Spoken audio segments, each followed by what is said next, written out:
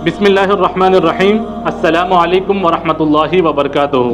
क़ाल इमाम मालिक बिन अनस रहिमहुल्लाह लन यसलुहा आखिरु हाज़िहिल उम्मा इल्ला बिमा सलह बिही अव्वलुहा। इस उम्मत की, मेरे उम्मत की उस आखिरी दौर की इस्लाह नहीं होगी जब तक कि वो उनके अव्वलीन दौर के नहजे पे, उनके मनहज पे अपनी इस्लाह ना करें। रसूलुल्लाह सल्लल्लाहु अलैहि वसल्लम ने जो इल्म को फैलाया तो सहाबा इकराम ने इसको अपने अंदर और फिर उसके बाद वाली नस्लों में इसको आम किया। जैसे ये सिलसिला आगे बढ़ा, कई सारी शख्सियतें आई जिनका हमने तकरीबन जो टॉप की शख्सियतें थी उस वक्त की प्राइम सोर्सेज जो थे जिन्होंने इल्म को बहुत आगे बढ़ाया, उनका कुछ हमने जायज़ा किया, अंदाज़ा किया। इंशाअल्लाह आज उसी सिलसिले से हम एक बहुत बड़ी तबे ताबईन की शख्सियत, यानी वो हजरात जिन्होंने ना रसूलुल्लाह की सोहबत इख्तियार की, ना सहाबा इकराम की ज़िंदगी को देखा, लेकिन सहाबा से जो उन लोगों ने इस्तिफ़ादा हासिल किया ताबईन, उनसे इन लोगों ने इल्म हासिल किया तबे ताबईन, उनके बारे में हम इंशाअल्लाह देखेंगे। अबू आमिर रज़ियल्लाहु ताला अन्हु, ये हिजाज, इनका ताल्लुक़ यमन से था और ये 2 हिजरी में हिजरत करके मदीना आ गए थे और आप सल्लल्लाहु अलैहि वसल्लम की इन्होंने सोहबत इख्तियार की। कई सारे जंगों में रसूलुल्लाह के बाद हिस्सा लिया इन्होंने। इसके बाद जो है इनके बेटे अबू आमिर के बेटे मालिक बिन अबू आमिर आते हैं और हज़रत उस्मान रज़ियल्लाहु ताला अन्हु, हज़रत उमर रज़ियल्लाहु ताला अन्हु के पास से ये इल्म हासिल करते हैं और फिर हज़रत उस्मान के करीबी, बहुत करीबी दोस्त और एक रफ़ीक बनते हैं। यहाँ तक कि जो हज़रत उस्मान के ज़माने में दूसरी बार कुरान को जमा किया गया तो उसमें इनका भी एक रोल रहा, मालिक बिन अबू आमिर का। और हज़रत उस्मान रज़ियल्लाहु ताला अन्हु की जो शहादत हुई तो उसमें जो चंद लोगों को इजाज़त दी गई थी कि वो हज़रत उस्मान को हुस्ल दें, तो उसमें इनका भी एक नाम आता है। तो ये हज़रत मालिक, इनको जो बेटे होते हैं अनस, ये मदीने में जो है बहुत बड़ा नाम कमा लेते हैं इल्म में। इनके यहाँ इनका पूरा घराना आलिम का, इनकी जो अहलिया होती हैं ये भी आलिम, इनकी बहन, इनके भाई, ये तमाम लोग, इनके बेटे भी मदीने के बहुत बड़े आलिम होते हैं। तो उन्हीं में इनके यहाँ एक औलाद होती है जिनका नाम ये रखते हैं मालिक। और ये मालिक, इनको बचपन से जो है ये इनके पास एक पिजन होता है, इनको वालिद की तरह इल्म में ज़्यादा शौक़ नहीं था, बल्कि ये कबूतर को उड़ाने में, उसको पकड़ने में, इन तमाम चीज़ों में वो अपना वक्त ज़्यादा सर्व करते हैं। तो इनके वालिद के बच्चा जो है इल्म की तरफ आए ताकि ये लेगेसी को वो कैरी ऑन कर सके, तो हमेशा जब खाने पे बैठते, इनके और 3 भाई और एक बहन थी, तो इनके साथ जो है क्वेश्चंस करते, फ़िक़ह के मसाइल और ये तमाम चीज़ें पूछते। तो इनके जो बड़े भाई थे वो हमेशा बढ़ के जवाब देते, क्योंकि मदीने में इनका बहुत बड़ा नाम था, आलिमों में उनका शुमार होता था। तो एक वक्त ऐसे ही जब उनके वालिद ने सवाल किया तो उनके बड़े भाई, मालिक के बड़े भाई ने जो है जवाब दे दिया। तो उनके वालिद ने कहा कि तुम भी जो है इस मकाम पे पहुंच सकते थे अगर तुम ये परिंदों में, इन तमाम चीज़ों से हट के जो है इल्म की तरफ तवज्जो देते। तो वो एक मतलब वक्त था अल्लाह की तरफ से कि वो चीज़ उनके दिल में ऐसी जाके रच बस गई कि उन्होंने उस वक्त ठान लिया कि अब मैं भी जो है इल्म की तरफ तवज्जो दूँगा। और उस वक्त जब लोहा गर्म था तो इनकी वालिदा ने भी जो है आजमा लिया। ये सिंगर बनना चाहते थे क्योंकि जो है वो चीज़ में जो है बहुत शॉर्ट वक्त में जो है फेम मिल जाता, आवाज़ जो है बहुत ज़बरदस्त है। तो इनकी वालिदा ने कहा कि जब लोग गाते हैं तो पब्लिक जो है, जो बंदा गा रहा है उसकी शक्ल को देखते हैं कि उसकी खूबसूरती, ये तमाम चीज़ें मैटर करती हैं और तुम उतने खूबसूरत नहीं हैं। तो उस वक्त जब गर्म था लोहा तो उन्होंने अपना भी एक वार आजमा लिया, लेकिन मालिक बिन अनस रहमतुल्लाह अलैह इंतहाई हसीन और खूबसूरत थे। ये तो उनकी वालिदा ने जो है एक इस्तेमाल किया, एक हथियार के अपने बच्चे को इल्म की तरफ। फिर इसके बाद ये जो इल्म में इतना आगे बढ़े, इतना आगे बढ़े कि दोपहर को ये जो जाते तो ये रात के वक्त जो है लौटा करते। और फिर इनके उस्ताद जिनके पास से इन्होंने इल्म सीखा, ये मदीने के उस वक्त के बहुत टॉप के स्कॉलर थे और इन्होंने मस्जिद नबी में ये जो है दर्स दिया करते। रबिया बिन अब्दुर्रहमान, और ये रबिया बिन अब्दुर्रहमान, इनका वाक़या बहुत दिलचस्प है। इनके वालिद फ़ारूक ये जो है जिहाद के लिए निकल गए और जाते वक्त इन्होंने जो है कुछ अशरफी का जो थैला होता है, जो दिरहम और दीनार होते हैं, ये अपने ज़ौजा को दे के गए और कहा कि इसको अच्छे जगह पे इस्तेमाल करना, बहुत वाइजली इसको खर्च करना, अंदाज़ा नहीं है कब वापस आऊँगा। 27 साल इनको लगे जिहाद करने में और 27 साल के बाद ये मदीना लौटे। तो मदीना अब उस वक्त के लिए उनके लिए नया शहर। जब ये आए वापस और अब मिले और ये तमाम चीज़, तो पूछा कि बेटा कहाँ है हमारा, जो औलाद हुई थी। तो कहा कि कल, इनकी बीवी ने कहा कि कल आपको जो है पता चलेगा, अभी आप आए हैं आराम करें। तो कल जब ये थोड़ा फ्रेश हुए तो मस्जिद नबवी गए तो वहाँ पे देखा कि हज़ारों का मजमा है और लोग जो है एक शख्स को बहुत ध्यान से सुन रहे हैं। तो पूछा कि ये शख्स कौन है? तो लोगों ने जवाब दिया, लगता है आप मदीने में बहुत नए आए हैं, ये जो है यहाँ के बहुत बड़े आलिम इमाम रबिया हैं। तो इनको अंदाज़ा हुआ कि अरे ये तो मेरा ही बेटा है, यानी कि वालिद की जो जिद्दोजहद थी 27 साल जिन्होंने जो है जिहाद किया अल्लाह के रास्ते में फ़ी सबीलिल्लाह, उसका और उनकी वालिदा की उनकी जो अहलिया की परवरिश थी कि ऐसा मतलब मदीने को इतना बड़ा स्कॉलर मिला, और यही इतने बड़े स्कॉलर के फिर स्टूडेंट बने मालिक बिन अनस रहमतुल्लाह अलैह। इनके पास 7-8 साल जो है इल्म हासिल किया। फिर इसके बाद जो है जब बड़ी क्लास में चले गए, बड़े हो गए, तो उसके बाद मजीद इल्म हासिल करने का, हदीस का, फ़िक़ह का, समझने का, तो इन्होंने जो है मोहम्मद शिहाब अज़्ज़ुहरी रहमतुल्लाह अलैह, जो और एक बहुत बड़े आलिम थे, उनके पास जो है तकरीबन 7-8 साल लगा के जो है। एक वक्त ईद की छुट्टी थी और उस वक्त आप इमाम ज़ुहरी शिहाबुद्दीन ज़ुहरी रहमतुल्लाह अलैह इनके घर गए और वहाँ पर आप इंतज़ार किए कि जब इमाम साहब आएंगे तो उनके साथ आप हदीस सीखेंगे। इमाम ने इनके जोश को देखते हुए इनको 40 हदीस सिखाई। जैसे ही मालिक बिन अनस ने इन हदीस को याद किया, आपने कहा कि मुझे मजीद और सिखाइए। इमाम ज़ुहरी ने कहा कि आज के लिए इतना काफ़ी है, ये 40 तो पहले सुनाओ। तो पूरी सनद के साथ इमाम मालिक ने उसी वक्त वो तमाम 40 अहादीस जो इमाम ज़ुहरी ने आपको अभी याद दिलाई थी, वो तमाम आपको बाय हार्ट करके, हिफ्ज़ करके ये तमाम चीज़ें सुना दी।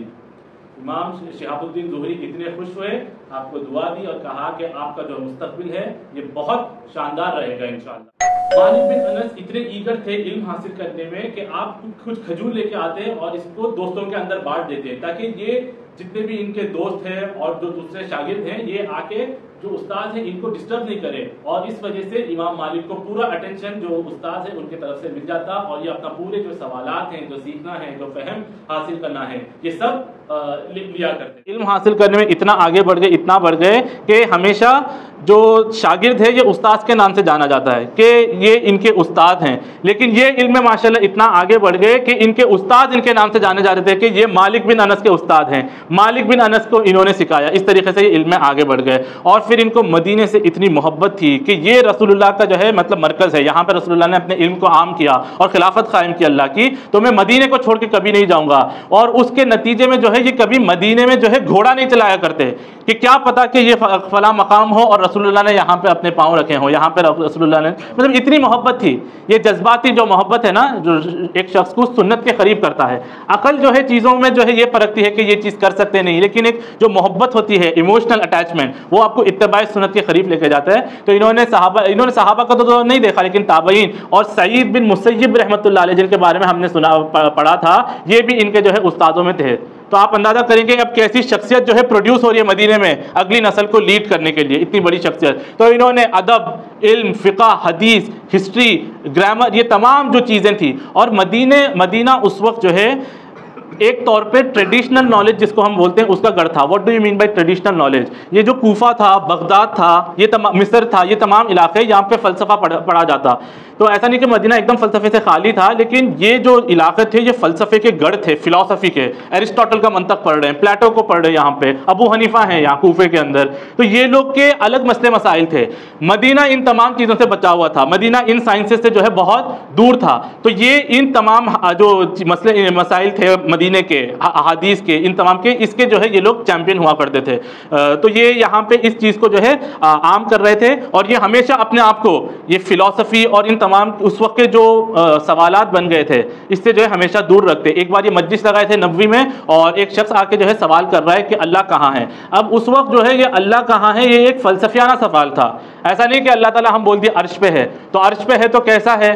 तो अब आप बोलेंगे अल्लाह अर्श पे कुर्सी पे बैठा है, तो अब वो लोग कहेंगे कि ये कुर्सी तो इंसान की हाजत है। अगर अल्लाह कुर्सी पे बैठा है तो यानी कि अल्लाह को हाजत की ज़रूरत है, तो अल्लाह फिर जो है अला कुल्ली शैइन क़दीर नहीं है, अल्लाह जो है बेनियाज नहीं है, अल्लाह ताला को किसी चीज़ की ज़रूरत है। तो ये फ़लसफ़ियाना सवाल थे। तो इमाम मालिक बिन अनस हमेशा इन चीज़ों से दूर रखते थे कि ये चीज़ें जो है फितनों की तरफ लेके जाएंगे। ये नहीं कहते थे कि इन चीज़ों को पढ़ना नहीं है, लेकिन उस वक्त इन चीज़ों से जो फितने निकल रहे थे उस वजह से जो है हमेशा ये बैन करते। यहाँ तक कि वो शख्स इतना इंसिस्ट किया उनके खुतबे में कि कहाँ है अल्लाह, बताओ कहाँ है अल्लाह। तो आखिरकार जो है कहा कि इसको निकाल दो, ये यहाँ से फितना फैला रहा है। तो ऐसे मुअतज़िला का जो फ़िरका शुरू हुआ था वो यही था, लॉजिक को हमेशा आगे रखते और उस लॉजिक के नतीजे में सिर्फ वही और कुरान पीछे हटती और इससे जो है फितनों के दरवाजे निकलते। एक और फितना था मुरजई, जैसे खवारिज थे। खवारिज छोटी चीज़ के ऊपर आपको इस्लाम से धकेल देते। आप नमाज नहीं पढ़े तो नमाज जो है एक काफिर और मुसलमान में फ़र्क करती है। तो अब आप नमाज नहीं पढ़े तो आप काफिर मुर्तद हुए, और मुर्तद यानी आप वाजिबुल क़त्ल, छोटी बात पे इस्लाम से बेदखल। एक और फितना उठा मुर्जी, वो छोटी चीज़ के अंदर जो है इस्लाम में दाखिल करते। आप शराबी, जानी, आप कुछ भी हो, लेकिन आप एक अल्लाह को मानते तो आप हमारे अंदर, आप मुसलमान हैं, आपको जो है इमाम मान, ऐसा एक मतलब फितना था। तो इन तमाम को भी जो है वो अपने मतलब इल्म के ज़रिए से और इन तमाम चीज़ों से जो है ये टैकल करते। और इनका जो पढ़ाने का अंदाज़ था ये बहुत शाहाना अंदाज़ था। यानी कि ये कहते थे कि ये जो हदीसें आती हैं कि ज़ुहद इख्तियार करो और सिंप्लिसिटी की जो बातें हैं, अच्छा मतलब सादगी के कपड़े पहनो, ये सब मतलब वो कहते थे उस वक्त के जो माहौल बना था कि ये सब जो है ये गवर्नर्स, जो बादशाह हमारे खलीफा आए हुए हैं, बनु उमैया उस वक्त आए थे, फिर बनु उमैया अभी ट्रांजिट होकर बनु अब्बास आ रहे थे और बड़े बादशाह, तो ये उनके लिए है कि ये लोग सादगी की ज़िंदगी अपनाएं, आम लोग नहीं। तो ये महंगे कपड़े भी पहनते और खूब इनके पास माशाल्लाह मतलब दौलत भी आई थी, और ये बादशाह और गवर्नर जो तोहफे भेजते ये भी कबूल करते। इसका ये मतलब नहीं कि ये कोई दरबारी आलिम थे, बल्कि ये बताया करते कि इल्म का असल मकाम है कि ये जो जितने भी जो है रिवॉर्ड्स हैं वो इल्म को जो है डिजर्व होते हैं, सिर्फ लोग आके हुक्मरानी में बैठ गए उनके लिए नहीं। तो बादशाहों के जो है ये गिफ्ट्स लेते भी थे, इनकार भी करते और अपने स्टूडेंट्स में फिर इसको बांट भी देते। और फिर इन्होंने अपनी एक मोहर बनाई थी।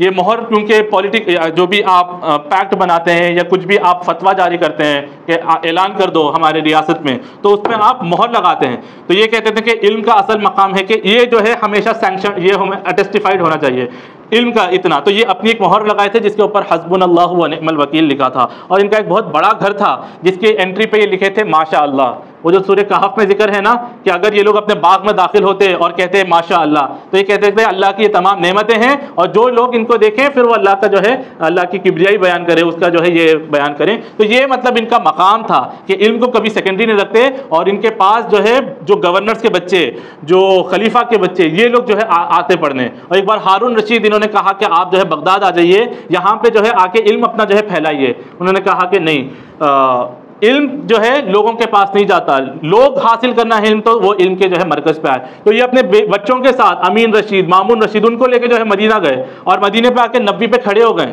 अब मालिक बिन अनस देख रहे हैं कि हारून रशीद खड़े हुए हैं, लेकिन ये अपना इल्म कंटिन्यू कर रहे हैं। हारून रशीद आके इनके बाजू में बैठे और कहा कि मैं आपसे इल्म हासिल करना चाहता हूँ। तो कहा कि इल्म और आलिम और एक शागिर्द बराबर नहीं हो सकते, फ्लो हमेशा टॉप टू डाउन होता है। तो आपको जो है सामने आके बैठना होगा, यहाँ मेरे बाजू बराबर में नहीं। तो सामने होता है, आप अंदाज़ा करिए, हम पॉलिटिकल हिस्ट्री पढ़े हैं, हारून रशीद कितने बड़े बादशाह, यानी नील के साहिल से लेके ताबखा के काशगर, इतनी बड़ी सल्तनत, लेकिन उनको भी फिर, और ये लोग फिर रिस्पेक्ट करते। हारून रशीद ऐसा नहीं कि फिर उनको एनरेज आ गया कि मुझे यहाँ पे सामने लाके बिठा दिया। इल्म की कदर इन लोग को भी हुआ करती थी, और तो ये लोग कदर करते थे। और इनका फिर ये हमेशा जब भी कोई मसला आता, ये हमेशा जो है देखते कि इसका कुरान में जो है क्या हल मिल सकता। कुरान में अगर इसका कोई हल नहीं मिलता तो फिर ये सुन्नत पे जाते कि रसूलुल्लाह। और उस वक्त आप लोग अंदाज़ा करेंगे बुखारी, मुस्लिम, निसाई, ये जितनी भी बड़ी अहादीसी किताब कोई नहीं लिखी गई थी, कोई किताबें नहीं लिखी हुई हैं। तो ये सुन्नत को देखते कि रसूलुल्लाह ने कैसे क्या होगा। वहाँ पे भी नहीं मिलता तो सहाबा इकराम की जो ज़िंदगी थी, जो हिस्ट्री उस वक्त थी, वो उसको अंदाज़ा करते कि अगर इस सहाबी ने इस मामले में क्या राय अपने इख्तियार की होगी। वहाँ पे भी अगर नहीं मिलता तो ये इनके अंदर एक स्पेशलिटी थी जो इनको तमाम दूसरों से अलग करती। ये अहले मदीना के जो रिचुअल्स और कस्टम्स है उसको देखते। इनके ऊपर जो है कूफे के, मिस्र के तमाम आलिम तनकीद करते कि ये कैसे जो है आप अहले मदीने के कस्टम्स को देख के उससे जो है आप इस्लामी दलील निकाल रहे। लेकिन ये इनकी ओपिनियन थी कि हमारा जो कल्चर मदीने का खासतौर पर जो बेस्ड है, ये इसीलिए है कि यहाँ पे कितने लाखों सहाबा इकराम यहाँ पे थे, उनकी औलाद, उनकी नस्ल चली, तो वो लोग सीखे, वो सीखे, उससे हमारा एक कल्चर बना। तो इससे भी हम लोग जो है एक इस्तेफादा हासिल करते हैं। बहरहाल ये इनकी ओपिनियन थी। और आखिर में जो है ये कयास करते हैं, जिसको अगर इंग्लिश में समझना हो तो एनालॉजी, कि चीज़ों को जो है डिड्यूस करना, कि अगर सिगरेट और ये तंबाकू अगर रसूलुल्लाह के ज़माने में नहीं थी, ये हुक्का और ये चीज़ें अब बाद के दौर में आ गई, तो किस तरीके से हम बोल सकते हैं कि ये हराम है या हलाल है। तो अगर ये नशे का वही इफेक्ट देता है जैसे शराब और चरस और ये तमाम चीज़ें देती हैं, तो ये हराम हो गई। इसको एनालॉजी, क़यास कहते हैं। फ़िक़्ह में बहुत बड़ा बाब है इसका, क़यास का। तो ये क़यास करते, और फिर इनके इस ज़रिए से जो है एक जो है स्कूल ऑफ थाट बहुत बड़ा डेवलप होता है, जिसको मालिकी स्कूल ऑफ थाट कहते हैं। और फिर अगले जो मसले मसाइल आते हैं, इसी स्कूल ऑफ थाट जैसे ये डेवलप किए इन चीज़ों से, ये आगे इनके शागिर्द और ये तमाम जो भी इनको अपनाते हैं वो लोग डेवलप करते हैं इन मसाइल। इनके इसको मजहब कहते हैं, ठीक है। दीन हमारा इस्लाम है।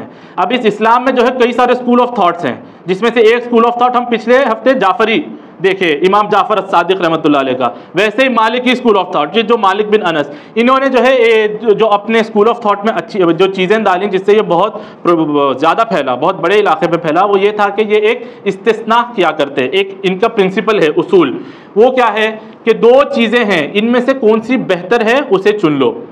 क्यों कोई भी चीज़ के कंक्लूजन में पहुंचना है, दो चीज़ें हैं सामने, क्या चूज करें हम, तो कौन सी चीज़ दोनों में ज़्यादा बेहतर है उसको चुनो।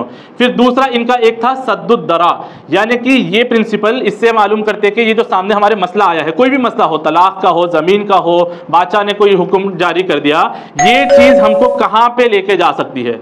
सिर्फ मिसाल के तौर पे दे रहा हूँ, अगर खल्क़े कुरान, मामून रशीद बहुत बाद में आएंगे इनके, लेकिन खल्क़े कुरान मामून रशीद शुरू कर रहे हैं कि इसको मानो कि ये अल्लाह की मखलूक है कुरान, तो अब इससे नतीजा क्या निकल सकता है, ये सद्दुद्दराए आपको इस प्रिंसिपल से मालूम होगा कि ऐसे नतीजा ये निकल सकता है कि लोग समझेंगे कि कुरान अल्लाह की मखलूक है, जैसे इंसान मखलूक है और इंसान का इंतकाल हो सकता है तो कुरान का भी इंतकाल हो सकता है, फिर कुरान हमें अबदी हिदायत नहीं हो सकती, तो उस नतीजे में खल्क़े कुरान को मानना जो है हराम है। ये सद्दुद्दराए के प्रिंसिपल से ये डिराइव कर सकते हैं। तो ये बस एक मिसाल देके, और तीसरी चीज जो ये इस्तेमाल करते थे ये था मसालिहुल मुरसल, यानी कि कोई भी चीज, ये चीज पब्लिक की बेनिफिट में कितनी भारी पड़ती है वो चीज। अगर चीज है एक हलाल चीज है लेकिन पब्लिक की बेनिफिट में जो है बहुत बुरी साबित हो रही है, तो वो चीज से जो है बचो, अपने आप को बचाओ। लेकिन एक चीज है जिसके अंदर शुबा है, हराम नहीं शुबा है, लेकिन पब्लिक बेनिफिट में बहुत फायदेमंद है, तो इन चीज़ों को इस्तेमाल कर सकते हैं। इस स्कूल ऑफ थॉट को जो है इन्होंने इन चीज़ों के ऊपर जो है डेवलप किया,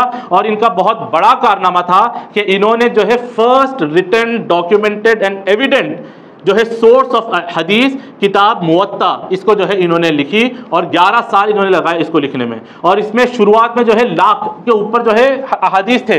फिर इसके बाद इनके शागिर्द आए, कई सारे शागिर्द आए, मोहम्मद हसन अल शैबानी रहमतुल्लाह अलैह, इन्होंने इनसे इल्म हासिल किया। इन्होंने इस मुवत्ता मालिक को जो है बहुत आम किया, बहुत फैलाया इसको, और आखिरकार उसमें से जितने भी अहादीस जो है ऑथेंटिक सोर्स के ऊपर जो है आके खड़ी हुई कि ये चीज़ें बहुत ऑथेंटिक हैं, इसमें कोई शक नहीं हो सकता, उनको रखी गई 1720 अहादीस हैं इसके अंदर। और ये आप सुनते हैं हदीस में सिलसिलतुज़ ज़हब, सुनहरी जंजीर, द गोल्डन चेन, ये गोल्डन चेन जो है आपको मुवत्ता मालिक में जो है इन्हीं के जरिए से शुरू होते दिखेगा आपको। ये अहादीस आप जब पढ़ते हैं ना तो ये इन्होंने इनसे नकल की, इन्होंने अबू हुरैरा से, अबू हुरैरा ने रसूलुल्लाह से, तो ये जो गोल्डन चेन है, अन मालिक इब्न अनस, अन नाफे इब्न शर्जी, अन अब्दुल्ला इब्न उमर, अन रसूलुल्लाह सल्लल्लाहु अलैहि वसल्लम। सिर्फ दो चेन है बीच में, नाफे और अब्दुल्ला इब्न उमर रज़ियल्लाहु ताला अन्हु, और सीधे जाके जो है ये किससे जुड़ती है, रसूलुल्लाह से। तो ये अहादीस जो है सुनहरी जंजीर कहलाएं, और ये नाफे जो है इनके उस्ताद थे, नाफे जो हज़रत उमर, इसीलिए हज़रत अब्दुल्ला इब्न उमर से जो है जो स्कूल ऑफ थॉट डेराइव हुआ, वो मालिक इब्न अनस ने जो है इसको जो है प्रोड्यूस किया और इसको जो है आम किया। और ये मुवत्ता जो है इतनी फेमस हो गई थी इन्हीं के ज़माने में, इतनी फेमस कि अब्बासी खलीफा अबू जाफ़र मंसूर उन्होंने कहा कि ये किताब जो है इसको हम दस्तूर बना देंगे अब्बासी सल्तनत का। और अब्बासी सल्तनत कहाँ फैली हुई थी, कितनी बड़े इलाके पे, हम पूरे अब्बासी सल्तनत का इसको जो है दस्तूर बना देंगे, लोग इसको पढ़ेंगे, इसको आम करेंगे, और इसी से जो है लोग डिराइव करेंगे कि हुकूमत के जो रूलिंग्स हैं, वर्डिक्स हैं, लॉज हैं, जो ये हैं जितने भी चीज़ें, ये इससे डिराइव करेंगे। मालिक बिन अनस, ये इल्म की शान है, ये इल्म की, अगर तकब्बुर होता तो कहते थे कि हाँ बिल्कुल बना दो, लेकिन कहा कि नहीं, मैंने ये सब चीज़ें जो है मदीने में रह के बनाई। मदीने के अलावा मिस्र है, कूफा है, बगदाद है, शाम है, बहुत बड़ा मरकज़ इल्म का, ये तमाम भी तो हैं। तो इनके जो उलमा हैं इनकी भी तो एक राय है, और वो राय बिल्कुल सही भी हो सकती है। वो जिस सोर्स से वहां तक पहुंचे वो सोर्स मुझे नहीं मिला होगा, तो किस बुनियाद पे आप इसको बना सकते हैं। उन्होंने रिजेक्ट कर दिया इस कॉल को, तो कितनी ये बहुत बड़ी बात है आलिम, एक मतलब आलिम की। तो ये इनका जो, आप इन लोग की सदाकत का, इनकी अकाउंटेबिलिटी का अंदाजा लगाइए। एक शख्स बहुत दूर इलाके से 48 सवाल लेके आया, इनसे 48 सवाल किए गए, जिसमें से उन्होंने 32 सवाल को ये जवाब दिया कि मुझे इस चीज का जवाब नहीं पता। यानी ऐसा नहीं कि मैं इतना बड़ा आलिम हूं तो मुझे जो समझ में आए मैं बता दूंगा, बल्कि इनको ये बात का शऊर था कि अल्लाह ताला ये तमाम चीजों का क़यामत के दिन हिसाब लेगा, और बहुत कड़ा हिसाब रहेगा। लिहाजा जो चीज नहीं मालूम होती तो वहां पे ये रुक जाते हैं और कहते हैं कि मुझे इस चीज़ का। और ये जिस तरीके से मदीने में मस्जिद नबी में बयान करते, एक बार इनके शागिर्द अब्दुल्ला बिन मुबारक रहमतुल्लाह अलैह ये वाक़या नकल करते हैं कि एक बार हदीस ये बता रहे थे मालिक बिन अनस, और ये जब बताते कुछ भी हदीस, पहले जाके गुस्ल करते, अच्छा जोड़ा पहनते, खूब खुशबू लगाते, वज़ू करते, 2 रकात नफिल आके जो है नबी में पढ़ते, फिर अपने शागिर्दों को जो है ये हदीस का इल्म देते। तो कितना कॉशियस होकर ये लोग जो है रसूलुल्लाह की बात नकल कर रहे हैं। और एक बार जब दर्स दे रहे थे तो इनके चेहरे का रंग बदल गया चेहरे का रंग। तो अब्दुल्ला बिन मुबारक ने नोट किया, फिर जब दर्स ख़त्म हुआ तो जाके पूछा कि हज़रत आज आपका जो चेहरे का रंग जो है ये बदला था, क्या मामला था? तो मालिक बिन अनस ने जवाब दिया कि जब मैं दर्स हदीस दे रहा था तो एक बिच्छू मुझे पीछे जो है डंक मार रहा था, यहाँ तक कि उसने 10 डंक मारे, लेकिन क्योंकि रसूलुल्लाह की बात मैं कर रहा था तो मेरी ये मजाल नहीं कि रसूलुल्लाह की बात को जो है अपने दर्द के खातिर जो है टोकूं, और उस वजह से जो है ये अपना दर्स कंटिन्यू करते रहे यहाँ तक कि वो दर्स जब तक ख़त्म नहीं हुआ। तो ये इन लोग की जो खिदमात थी, इनका जो डेडिकेशन था, ये चीज़ें जो है फिर इल्म को जो है प्रिजर्व करने में, अगले नस्ल को मुलतवी करने में, इनके शागिर्दों का आप नाम सुने कितने बड़े बड़े। असद बिन फुरात रहमतुल्लाह अलैह, हमने देखा कि बनु अब्बास के ज़माने में सकलिया एक जजीरा फतह हुआ था मामून रशीद के ज़माने में, असद बिन फुरात ने उसको फतह किया था, इनके शागिर्द थे, मुवत्ता इन्होंने सीखी। यहया बिन यहया अल-लैसी बहुत बड़े जो है आलिम उस ज़माने के, इनके शागिर्द रहे। फिर लैस इब्न साद, ये सब नाम आप तफ़हीमुल कुरान जब पढ़ेंगे तो मौलाना मौदूदी जो हाशा देते नीचे कि ये रिवायत इन्होंने की है, इनका ये जो है नजरिया था, ये सब नाम आपको वहाँ पे मिलेंगे। इतने बड़े बड़े स्कॉलर्स, सुफियान अस-सौरी इनके कंटेम्प्रेरी थे, बहुत बड़ा नाम है इनका ताबईन और तबे ताबईन के अंदर। तो ये तमाम लोग इनसे इल्म हासिल किए, इनसे इस्तिफादा हासिल किए। बहलोल दाना ये भी जो है बहुत बनु अब्बास के ज़माने में काफ़ी मशहूर हुए। और फिर जब ये मस्जिद नबी में जो है दर्स दिया करते तो इनका एक अंदाज इतना निराला हुआ करता कि लोग जो है असर उसका लेते, ये जब भी देने के लिए उठते और ये उसी मकाम पे बैठ के जो है दर्स देते जहाँ पे हज़रत उमर बैठ के जो है अपने खुतबे या अपने वर्डिक जारी किया करते, और हज़रत उमर वही मकाम पे खड़ के देते जहाँ से रसूलुल्लाह जो है खड़ के दिया करते। तो ये अगर इनको कोई हदीस कहना हो तो ये कहते हैं कि ये हदीस मालिक बिन अनस मैंने सुनी है नाफे से, नाफे ने सुनी है अब्दुल्ला बिन उमर से, और अब्दुल्ला बिन उमर ने सुनी है इस साहिब खबर से। तो वो मस्जिद नबी में जहाँ पे रसूलुल्लाह की खबर है वहाँ पे इशारा करते, तो लोग मतलब अब वो तसव्वुर करिए कि लोग झूम जाते उस बात के ऊपर, ऐसा लगता कि यहीं से आवाज़ आ रही है, तो वो इफेक्ट लेते वो लोग। तो ये इनका एक अंदाज़ा था। इनका भी एक बेटा था, वो उसको भी जो है बस खेल कूद में ज़्यादा शौक था, तो वालिद साहब के साथ इतना इल्म हासिल नहीं किया, लेकिन इनकी बेटी फातिमा बिनते मालिक ये जो है पूरा मुवत्ता पूरी जो है हदीस जो है इन्होंने हिफ्ज़ की, यहाँ तक कि जब लोग आके मुवत्ता इनको सुनाते, इनके शागिर्द आके मालिक बिन अनस को सुनाते, तो अगर कोई गलती हो जाती तो पर्दे के पीछे से इनकी बेटी टोकती कि जो है ये आपने जो है ये सिलसिला जो है गलत बयान किया है, इसको सही करें। तो ये इन्होंने जो है मालिक बिन अनस ने 70 टीचर से पूरी ज़िंदगी में जो है अपना इल्म हासिल किया, और उसके नतीजे में फिर इनको ये मकाम हासिल हुआ कि ये इतने बड़े ये बने, मतलब उम्मत के एक बहुत बड़े एसेट, एक उम्मत के बहुत बड़े रहबर, एक बहुत बड़े कायद उस वक्त के, और दिखने में इतने जमील, इतने हसीन, इनका रुआब इतना मजबूत हुआ करता था कि लोग इनसे जो है डिबेट करने में और ये तमाम चीज़ों में जो है ये करते। फिर इनके ज़माने में जो है वही मसला आया था, जब बनु अब्बास इख्तिदार में आए तो लोगों ने देखा कि ये भी आके वही काम कर रहे जो बनु उमैया करते थे, वही बाप के बाद बेटा, वही इख्तिदार, वही हुकूमत जाबिर। तो इन्होंने जो है इनके ज़माने में एक वो हुआ जिसमें नफ्स ज़किया रहमतुल्लाह अलैह ने जो है उस वक्त खलीफा जाफ़र अल मंसूर उनके खिलाफ बगावत की, ताकि ये बनु अब्बास को भी हटाया जाए और वापस मुसलमानों की राय से जो है हुकूमत कायम की जाए। तो उनको सपोर्ट मालिक बिन अनस रहमतुल्लाह अलैह ने किया, और लेकिन वो तो शहीद हो गए नफ्स ज़किया, और ये नफ्स ज़किया रसूलुल्लाह के आल में से हैं, हज़रत हसन के नस्ल के अंदर से हैं। तो ये शहीद जब हो गए तो उस वक्त जो है इनको अरेस्ट किया। वो अरेस्ट खलीफा के ऑर्डर पे नहीं, बल्कि जो मदीने के गवर्नर थे जाफ़र बिन सुलेमान अल अब्बासी, उन्होंने अरेस्ट किया कि कैसे तुम, और अरेस्ट भी किस मामले में किया, एक मसला आया था कि जब ये लोग बगावत किए खलीफा जाफ़र अल मंसूर, तो पहले ही बैत लिए थे लोगों ने कि जो भी खलीफा रूलिंग फैमिली के खिलाफ बगावत करेगा तो उनकी बीवी को 3 तलाक, उसकी जायदाद हमारे लिए हलाल, ये तमाम चीज़ें ये रूलिंग क्लास ने ये पास किया इस तरीके से वर्डिक्ट। तो जाफ़र जब मालिक बिन अनस से लोग पूछने आते थे कि ये जबरी तलाक, यानी कि लोग कह रहे हैं कि ऐसा अगर हम करेंगे तो तलाक हो जाएगी, तो ये तो जबरन तलाक है ना, शौहर खुद नहीं दे रहा बल्कि एक जरिए से दिलवाई जा रही है, तो क्या ये जबरी तलाक इस्लाम में जायज़ है? तो अबू हनीफा के नज़दीक तो जायज़ है, वो कूफे में अपना वर्डिक्ट दिए थे। मालिक बिन अनस कहते थे कि हरगिज़ जो है जबरी तलाक जायज़ नहीं है, और उस वजह से जो है इनको अरेस्ट किया गया। अरेस्ट भी करके इनको गधे पे बिठा के, इनको जो है कुर्ता उतार के, मुँह काला करके, कोड़े लगा के मदीने का जो है ये घुमाया गया, और उस वक्त भी जो है उनका शाहाना अंदाज, वो कहते थे, यानी गधे पे बैठ के इंसल्ट हो रही है, लेकिन वो कहते थे कि मैं हूँ मालिक इब्न अनस, जो नब्बी में जो है दर्ज देता है, जो इल्म फैलाता है, और मैं कहता हूँ कि जबरी तलाक जायज़ नहीं है, ये हराम है। तो वो अपने मौक़िफ़ के ऊपर जो है ये लोग जो है किस तरीके से डटे रहे, और फिर अल्लाह ने इनका जो काम लिया, इनका जो स्कूल ऑफ थॉट है ये पूरे अफ्रीका, पैन अफ्रीका में फैला। इजिप्ट, लिबिया, तुनिशिया, अलजायर, मोरक्को, यहाँ तक कि स्पेन में जब बनु उमैया जाके अपना इक़्तिदार हासिल करते हैं, वहाँ पे जो स्कूल ऑफ थॉट को बेस बनाते हैं कि इससे हम जो है अपने अगले माखज़ निकालेंगे, अगले पॉलिटिकल जो हम लोग को पॉलिसीज़ बनाना है, स्टेबिलिटी लेके आना है, तो मालिक बिन अनस के जो है ये फ़िक़ा मालिकी, इसके ज़रिए से जो है वो लोग डराइव करते हैं। तो ये ज़िंदगी थी मालिक बिन अनस रहमतुल्लाह अलैह की, जो उन्होंने अपनी ज़िंदगी, और ये जब मदीने से निकलना नहीं चाहते थे तो अल्लाह की मईशत के ज़रिए से इनका इंतकाल भी मदीने में ही हुआ। सिर्फ हज के लिए बाहर निकले, बाकी मदीने में हुआ, और इनकी वसीयत के मुताबिक इनको जन्नतुल बकी में दफनाया गया। तो जो हज़रात उम्रा हज के लिए जाते हैं तो जन्नतुल बकी में जब आप जाएंगे तो ज़ियारत के लिए इनका जहाँ पे ये दफन है वो देख सकते हैं। फिर इनकी नमाज जनाजा अब्दुल्ला बिन मोहम्मद अल ज़ैनबी अल अब्बासी, जो उस वक्त मदीने के गवर्नर थे, अब्बासी गवर्नर, इन्होंने पढ़ाई। तो ये ज़िंदगी थी मालिक बिन अनस रहमतुल्लाह अलैह की। बहुत ही इंस्पायरिंग लाइफ, बहुत ही मोटिवेशनल हम सब के लिए कि कैसे इन लोगों ने अपनी ज़िंदगी बसर की, और उस नहज पे हम लोग अपना सोच, अपना जाविया और ये तमाम चीज़ें सलफ़ सालिहीन इनके उस पर बदले। जब ये काफ़ी बूढ़े हो गए थे तो एक वक्त जो है मक्के की एक खातून थी, इन्होंने जो है ये चाहती थी कि इनका बेटा इनके पास जाके इल्म हासिल करे। तो इन्होंने मक्के के जो गवर्नर, जो उनके भाई थे, उस खातून के भाई, उनसे ख़त लिखा कि मदीने के गवर्नर को कहो कि मेरे बेटे को एडमिशन मालिक बिन अनस के स्कूल में दिलाओ, उनके मजलिस में।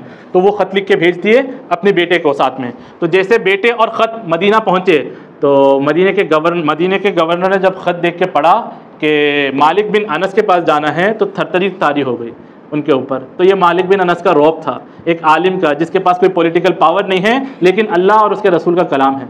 तो इन्होंने कहा कि अगर वाली मक्का मुझे कहता कि नंगे पैर जो है इस रेगिस्तान में चलो तो मैं वो चलना गवारा करता बनिस्बत ये कि मालिक बिन अनस के घर जाऊं और ये सिफारिश लेके। तो हिम्मत करके तो ये जो लड़का था ये कहने लगा कि आप क्यों जाएं, आप गवर्नर हैं, आप उनको यहाँ पे बुलाएं। तो वो हंसने लगे कि अभी तुम बच्चे हो, नहीं समझोगे कि मालिक बिन अनस कौन है।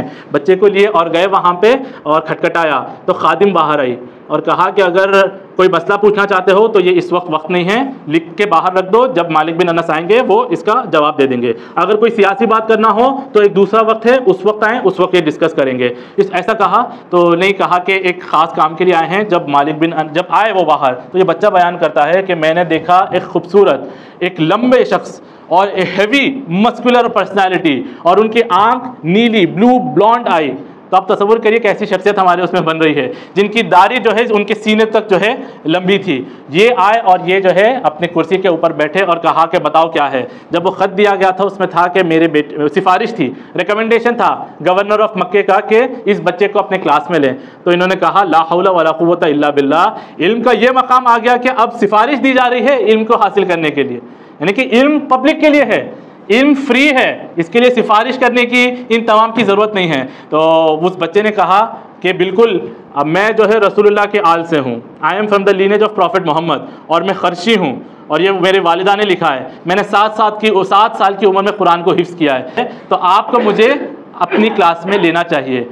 मालिक बिन अनस खुश हुए और कहा कि बेटा मैं तुम्हें 2 चीज़ की नसीहत करता हूँ, गुनाह से बाज रहो, और उन्होंने कुछ नसीहत की, अल्लाह का तक़वा इख्तियार करो। तो वो बच्चे ने इस बात को बहुत सीरियस लिया। कोई बता सकता है कि ये बच्चे का नाम क्या था?